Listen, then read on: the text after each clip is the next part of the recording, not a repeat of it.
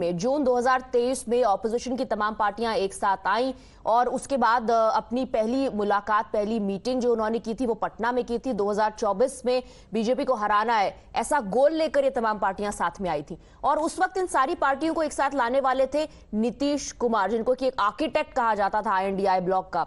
अब वो आईएनडीआई के साथ नहीं है, लेकिन उस पहली मुलाकात या उस coming together of the opposition parties के 256 दिन, बेग पार्टन 256 दिन बाद और कई सेटबैक्स, कई पार्टियों के आईएनडीआई को छोड़ देने के बाद, कई मतभेदों के बाद, नीतीश कुमार के निकल जाने के बाद, INDI alliance held its first joint rally in Patna's iconic Gandhi Maidan. On stage were Tejashwi Yadav, Rahul Gandhi, Akhilesh Yadav, Mallikarjun खड़गे, Sitaram Yechury and Lalu Prasad Yadav. What was their slogan?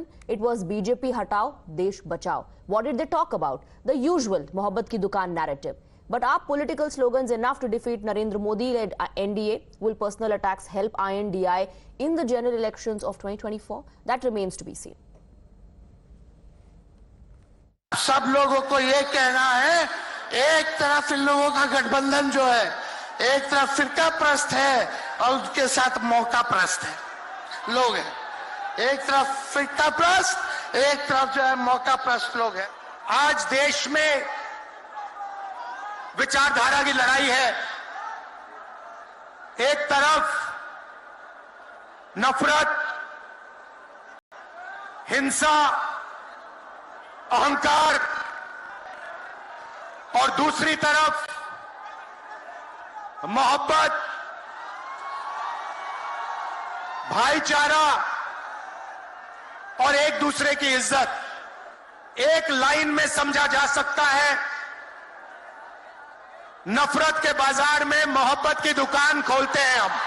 जब तक आप मोदी को नहीं हटाएंगे, इस देश में सुख और समृद्धि नहीं रहेंगी, लोकतंत्र नहीं बचेगा, संविधान नहीं बचेगा। संविधान बचना है, लोकतंत्र बचना है, तो आप सभी लोग मोदी को हटाना चाहिए, बीजेपी को हटाना चाहिए। तो आज इस पटने से ये जो आवाज जब रहा है, मोदी हटाओ देश बचाओ, मोदी हटाओ देश बचाओ, लेकिन आज क्यों कह रहे हैं कि हमें मोदी को हटाना है, इस मोदी सरकार को हटाना है? ये जन विरोधी तो है ही। देख ही रहे हैं कि किस तरीके से गरीब जनता के ऊपर अत्याचार हो रहा है। गांधी मैदान का आज का ये रैली मैं आह्वान करता हूं कि आने वाला जो चुनाव है, लोकसभा का चुनाव, इसमें भारतीय जनता पार्टी को नस्ताबूद कर देंगे हम। मैं आपसे कहना चाहता हूं, 120 हटाओ, देश बचाओ, भाजपा हटाओ, संविधान बचाओ। आईएनडीआई के नेताओं को आपने सुना, ये जो 6 बड़े चेहरे आपने देखे मंच पर, इन्होंने जो स्लोगन लोगों के सामने रखा या जो एजेंडा लोगों के सामने रखा वो था लोकतंत्र को बचाना है, मोदी सरकार को आने वाले चुनाव में हराना है। लेकिन लालू प्रसाद यादव ने एक ऐसी बात कही जिसकी वजह से विवाद अब खड़ा हो गया है।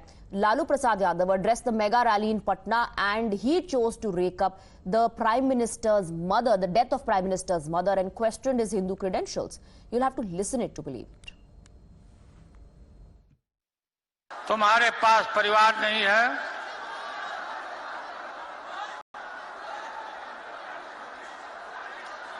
और तुम्हारी माताजी जब, और तुम हिंदू भी नहीं है, तुम्हारी माताजी का जब देहावसान हो गया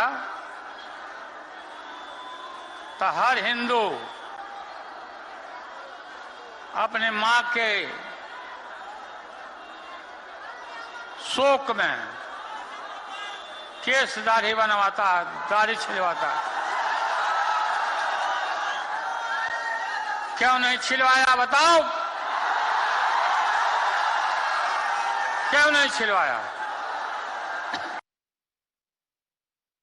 लालू प्रसाद यादव को आपने सुना, जिन्होंने प्रधानमंत्री नरेंद्र मोदी पर इसलिए निशाना साधा क्योंकि उनकी मां की मृत्यु के बाद उन्होंने न तो अपना सर मुंडवाया, न तो दाढ़ी कटवाई।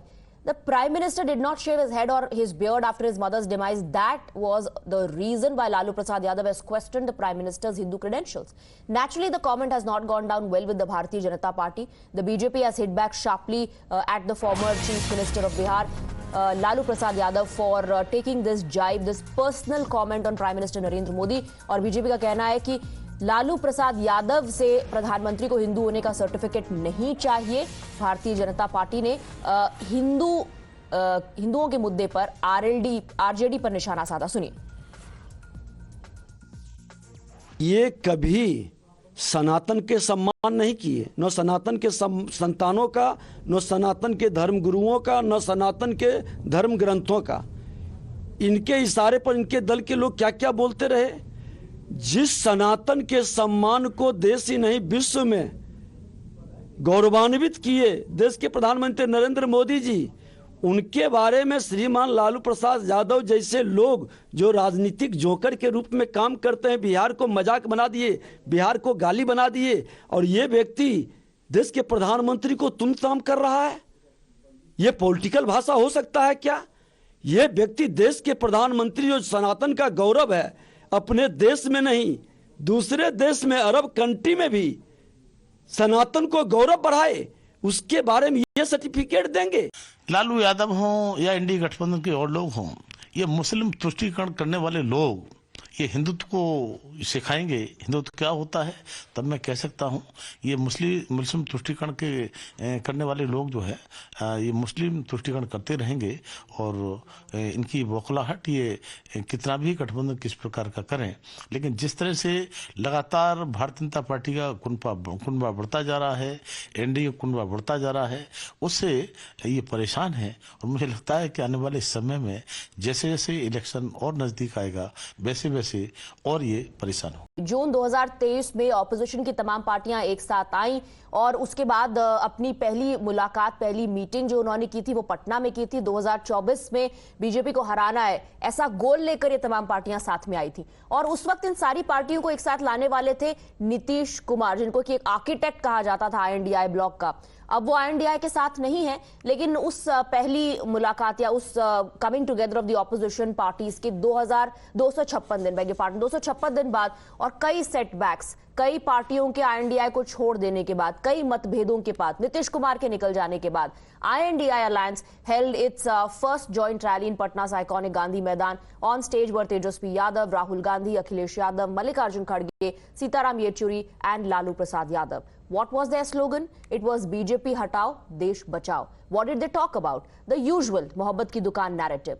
But are political slogans enough to defeat Narendra Modi-led NDA? Will personal attacks help INDI in the general elections of 2024? That remains to be seen. सब लोगों को ये कहना है, एक तरफ इन लोगों का गठबंधन जो है, एक तरफ फिरका प्रस्त है और उसके साथ मौका प्रस्त है लोग हैं। एक तरफ फिरका प्रस्त, एक तरफ जो है मौका प्रस्त लोग हैं। आज देश में विचारधारा की लड़ाई है। एक तरफ नफरत, हिंसा, अहंकार और दूसरी तरफ मोहब्बत,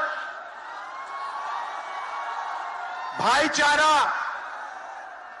और एक दूसरे की इज्जत। एक लाइन में समझा जा सकता है, नफरत के बाजार में मोहब्बत की दुकान खोलते हैं हम। जब तक आप मोदी को नहीं हटाएंगे, इस देश में सुख और समृद्धि नहीं रहेंगी, लोकतंत्र नहीं बचेगा, संविधान नहीं बचेगा। संविधान बचना है, लोकतंत्र बचना है, तो आप सभी लोग मोदी को हटाना चाहिए, बीजेपी को हटाना चाहिए। तो आज इस पटने से ये जो आवाज उठ रहा है, मोदी हटाओ देश बचाओ, मोदी हटाओ देश बचाओ, लेकिन आज क्यों कह रहे हैं कि हमें मोदी को हटाना है, इस मोदी सरकार को हटाना है। ये जन विरोधी तो है ही। देख ही रहे हैं कि किस तरीके से गरीब जनता के ऊपर अत्याचार हो रहा है। गांधी मैदान का आज का ये रैली मैं आह्वान करता हूं कि आने वाला जो चुनाव है, लोकसभा का चुनाव, इसमें भारतीय जनता पार्टी को नस्ताबूद कर देंगे हम। मैं आपसे कहना चाहता हूं, 120 हटाओ, देश बचाओ, भाजपा हटाओ, संविधान बचाओ।